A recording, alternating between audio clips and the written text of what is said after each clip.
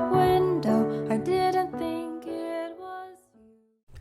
Сайн байцгаана уу? Шинэ бичлэгээр ахин олдож байгаадаа баяртай байна. За өнгөрсөн удаагийн бичлэгээс маань миний YouTube сувагт хамтдаа нэгдэж эхэлсэн хүмүүстээ бүгдээрэнд нь маш их баярлалаа. Тэгээд өнгөрсөн удаагийн бичлэг маань нэлээд олон хүнд хүрсэнд баяртай байна. Тэгээд тэр доотлын комментуудыг бол бүгднийг уншсан. Тэгээд тэр комментуудыг уншаад нэг зүйлийг та хэдтэй сануулж хэлхийг хүссэн нь юу вэ гэвэл YouTube-ийн бичлэг гэдэг бол зүгээр л YouTube-ийн л бичлэг тийм эрдэм шинжилгээний өгүүлэл ч юм уу тийм шинжлэх ухаанаар нотлогдож барьсан асар судалгаатай зүйлийг ч юм уу эсвэл бүр тийм телевизээр ингээ гарч байгаа өндөр хариуцлагатай нэвтрүүлэг ч юм уу тийм юм бол хүлээгээд хэрэггүй. Яагаад гэвэл энэ зөвхөн YouTube гэдэг платформд зориулж хийгдэж байгаа зүгээр л нэг YouTube-ийн бичлэг. Миний өөрийнхөө ярих хэрэгцээгээ бусдтай хуваалцмаар байгаа мэдээллээ өөрийнхоороо боловсруулад та бүхэнтэй хуваалцж байгаа тэр л мэдээлэл баггүй. Энэ удаагийнхаа бичлэгээрээ би Японд ирэхээс өмнө ч юм уу ер нь Японы талаар бодож байсан зүйлс энд хурж ирэхэд юу нь өөр байсан бэ? Японыг ийм гэж бодож байгаагүй штэ гэдэг тэр бодогдсон зүйлсээ та бүхэнтэй хуваалцаж бодож байна. За нэгдүгээрт нь Япон бол маш өндөр технологитой, өндөр хөгжилтэй орн учраас бүх юм нь роботччихсан, бүх юм нь цахимжчихсан улс орн гэж бодож байсан. Гэхдээ эсвэргээрээ энд уламжлалт зүйлс маш ихтэй. Жишээлх юм бол захидал харилцаа, марк, шуудан болон факс суурин утастай тэгэл бичиг гараараа бичиж хийх ёстой тийм зүйлс бүр маш ихтэй байдаг. Цахимаар хийж болохгүй зүйлс, заавал өөрийн биеэр очих ёстой зүйлс гэж бүр маш их байдаг. Явдал суудал ихтэй. Жишээлх юм бол эндхийн эмнэлгүүд гэж бодоход манай өрхийн эмнэлгүүд шиг тийм жижигхэн зай талбайтай. Нилээн тийм хуучны байранд сууж байгаа хуучин уур амьсгалтай тийм газрууд ер нь бол маш их байдаг. Ингээл Японгийн гутал эмнэлгийн бодонгот бид нар чи вау шил тойшоо гоё юм төсөөлнө шүү дээ. Тийм гут ч ингээл дан модон жижигхэн байшингууд ч юм. Нэг байшингийн нэг жижигхэн өрөөнд нэг эмнэлэг байж идэх ч юм уу. Тиймэрхүү байдлаараа бон хитрхи тийм лаг роботччихсан, технологиччихсан тийм улс юм а гэж миний бодож ийснээс баг зэрэг өөр байсан тэр талуудаараа ахиад нуршихад эсэргээрээ харин бүр маш өндөр технологитой эмнэлгүүд, сайн эмнэлгүүд, шил тойл болсон эмнэлгүүд нь мөн байж л байдаг. Хоёрдугаарт нь газар нутг нь жижигхэн учраас ер нь жижигхэн газар гэж бодож байсан нь эсэргээрээ байсан. Яагаад ч юм Японд хурж ирэхэд бүр амар том газар ирсэн юм шиг санагддаг. За бүр ингээд Токио гэхэд чинь л мэдгүй бүр Токио гэж бүр арай дэндүү том бат. Зүгээр Токио өөрөө бүр маш том заяа бүр. Юу юм бэ? Бүр хаасайгүй хүмүүс, хаасайгүй гудамжнууд, хаасайгүй дэлгүүрүүд, хаасайгүй булан өнцөг амар том бат заяа бүр Токио. Тэгээд Токио гэд бид нар яриад идэг тий. Токио гэдэг нь нэг хот юм шиг бид нар бодоод байдаг шүү дээ. Токио чинь өөрөө нэг том аймаг гэж хэлэх юм уу да тий. Тэрэн дотроо ингээд зөндөө олон хотуудтай байхгүй юу? Зөндөө олон хотуудтай. Тэр хотууд нь өөрсдөө ингээд дотроо том. Энэ Google Map дээрээс жишээлх юм бол ингээ харавал ингээл ишигээ орох тусам ингээл жижиг юмнууд нь нэгдэл Токиог бол Улаанбаатар шиг нэг хот гэж юусоо бодож болохгүй. Улаанбаатар бол Токиогийн нэг жижигхэн хот нь л болох бах ер нь. За 3-дугаарт нь өндөр хөгжилтэй юм чинь мэдээж орон гэргүүн хүмүүс байхгүй л үү. Энд чи нийгмийн халамж маш өндөртэй. Бараг л Монголоос илүү нийгмийн халамж үзүүлдэг ийм газар штэ. Тэгсэн мөртлөө орон гэргүүн хүмүүс бас маш их байдаг. Тэгээ ер нь бол энд вэ штэ.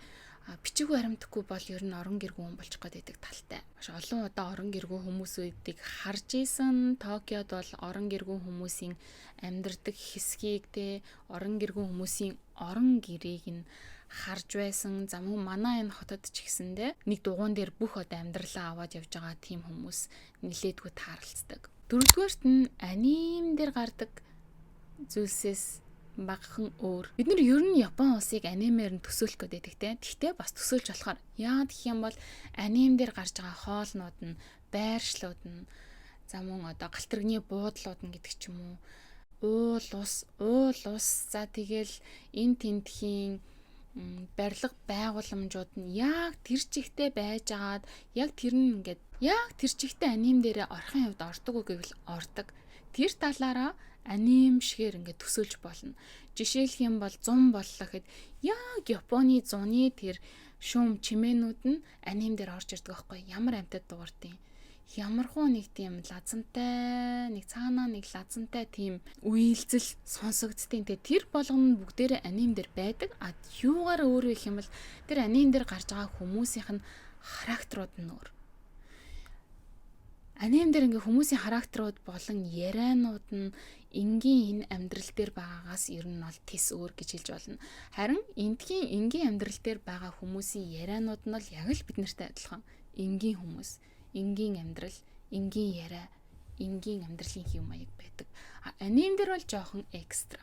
5 дугаарт нь англи хэл.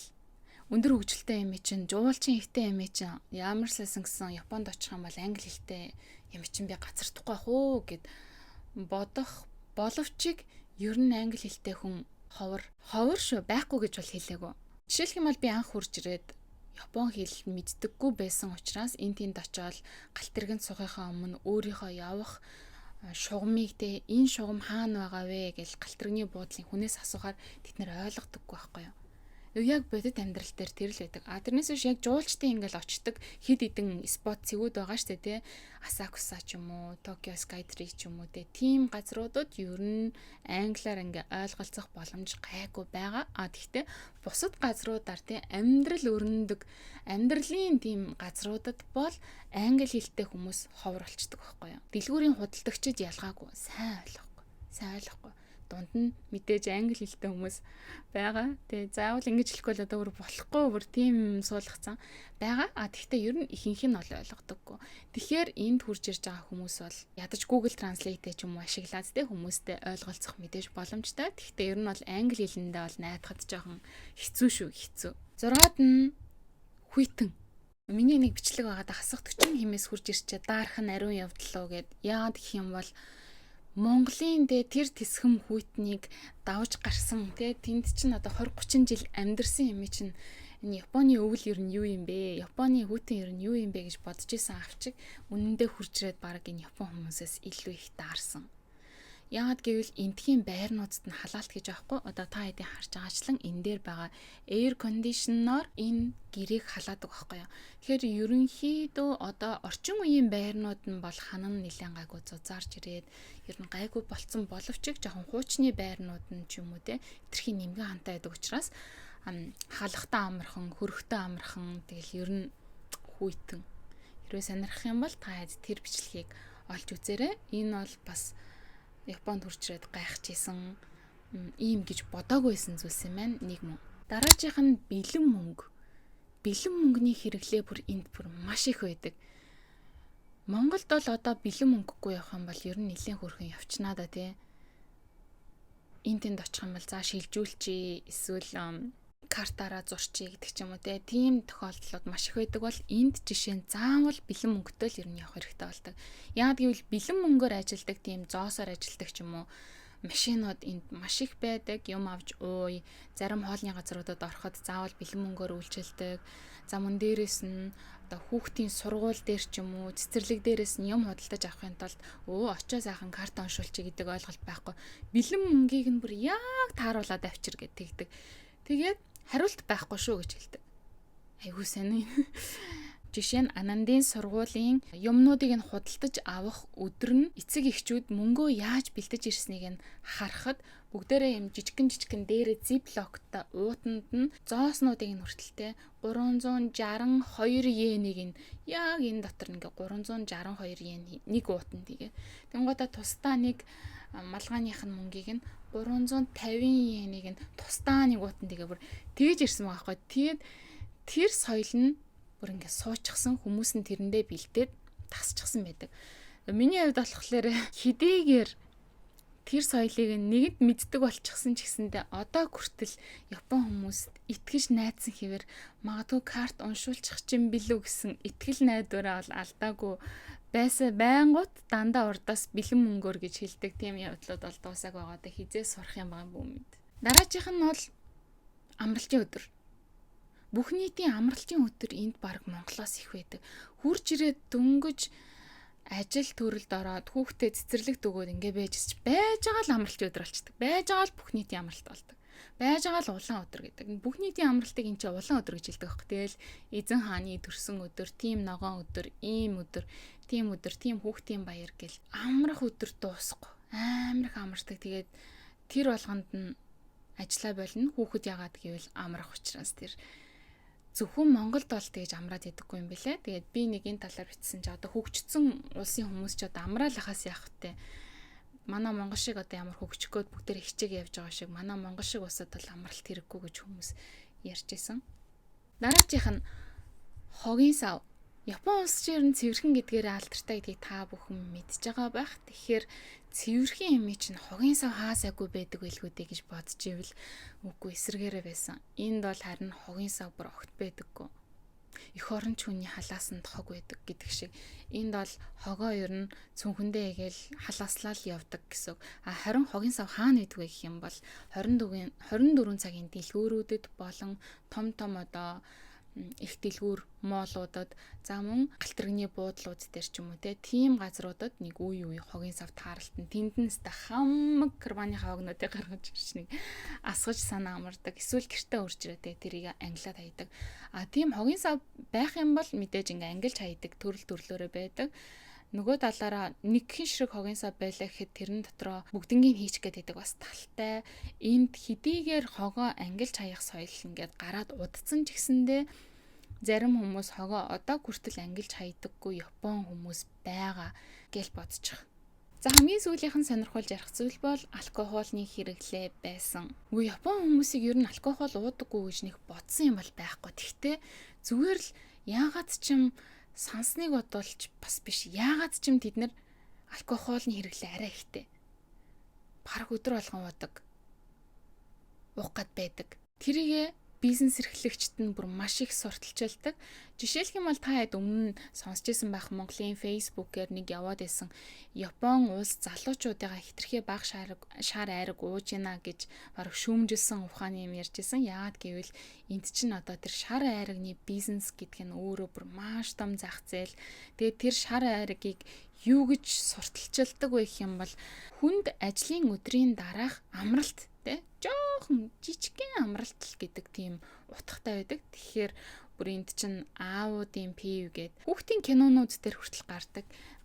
Ээж хайчсан аавын пивэнд явцсан гэдэг ч юм уу те нэг тийм аавууд ажиллаа хийгээд дуусаад хурж ирээд аскарэ самадес за өнөөдөртөө сайн ажиллаа гэдэг ч юм уу те тэгээд нэг ганц пив уучаад унцдаг тэрнээс хэтрэхгүй гэдэг нэг тийм ойлголт байдаг. Нэг ахуйн архиталт гэх юм уу те тийм юм жоохон ихтэй байдаг юм шиг байгаа. Монголоор бол ахуйн архиталт шүү дээ. Гэхдээ тэрийг хязгаарч ахуйн архиталт гэж бол бодохгүй зүгээр тийм Оскар Самадес ажлын альжаал тайлах зүйл гэж сурталчилдаг гэж хэлж болно. Тэгээ манайх яагаад ахуйн архиталт гэдэг тэр ойлголт руугаа орчтын ингээ бодохоор хитрүүлээл уугаад бүр тэрийг шүнжэнгөө юм болгоод ингээ хитрүүлээ яваад байдаг. Энд болохоор ахуйн архиталт яадаг вэ юм бол нэг пив одоо тулгаж уугаал хоолн дээрээ хоолтойгоо хамтдаа нэг пив уугаад тэгээд болчдөг. Тэгээ тэрийг гой соёл гэж үздэг. Тэгээ ингээ хаасаагүй юм хөөрхөн эмэгтэйчүүд ажлынхаа тараа ч юм уу те өстой гоё байна гэдэг тийм рекламууд ихтэй юм. Хөөрхөн эмэгтэйчүүд юу ч олоогүй юм шиг нэг гоё хүйтэн шар ариг балгалаад өстой гоё байна яа гэсэн тийм рекламууд зөндөө байдаг. Тэгээ ер нь тийм шар аригны тийм рекламуудад эмэгтэй хүн тоглолцсон байгаа нь бас нэлээд их ажиглагддаг нь сонирхолтой санагддаг. За тэгээд энэ удаагийн бичлэгээрээ та хэдтэй сонирхуулж ярих зүйл энэ байна. Энэ маань тийм туйлын үнэн бол биш, судалгаа шинжилгээтэй зүйл бол биш, эрдэм шинжилгээний өгүүлэл биш. Тийм учраас та бүхэн маань 50 хандна уу. Ингээд энэ удаагийн маань бичлэгийг энэ хүртэл үзсэн та нартай баярлалаа. Тэгээд эх 7 хоногт бичлэг хийж чадахгүй байж магадгүй. Яагаад гэх юм бол эх 7 хоногт баг Монгол явчих байх гэж бодож байна. Тэгээд дараагийн бичлэгээрээ иргэн уулзтлаа. Түр баяртай.